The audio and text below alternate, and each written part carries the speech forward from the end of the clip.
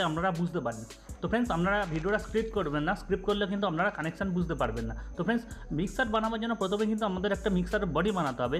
তো mixer body বানাবার জন্য আমি এখানে একটা প্লাস্টিক শিট ব্যবহার করছি। তো এই প্লাস্টিক শিট দিয়ে আমি কিন্তু আগে থেকেই বডি বানিয়ে রেখেছি। তো এই বডিটা বানাবার ভিডিও দেখাতে গেলে ভিডিওটা কিন্তু আরও বড় হয়ে যেত। তো ফ্রেন্ডস, আপনারা দেখতে পাচ্ছেন মিক্সারের বডিটা একটু ট্যাপার টাইপ, একদিকে চওড়া এবং একদিকে সরু আছে। আর আপনারা দেখতে পাচ্ছেন আমি এখানে সমস্ত কম্পোনেন্টস লাগবার জন্য আগে থেকে কিন্তু হোল্ড করে রেখেছি এবং কাটিং করে আগে থেকেই আমি রেখেছি যাতে না সময় নষ্ট হয়। তো ফ্রেন্ডস, এই বডিটা বানাবার জন্য কিন্তু আমার অনেকটাই সময় লেগে গেছে, কারণ এইগুলো সমস্ত কিছু মাপ করে কাটতে হবে এবং হোল্ড করতে হবে, এই জন্য অনেকটা সময় লেগে গেছে। তো ফ্রেন্ডস, আমি আপনাদের বলে রাখি, আপনারা যদি এত খাটতে না চান, আপনারা মার্কেট থেকে ব্ল্যাঙ্ক যে ইলেকট্রিক্যাল সুইচ বোর্ড হয় সেগুলো কিনে আনতে পারেন।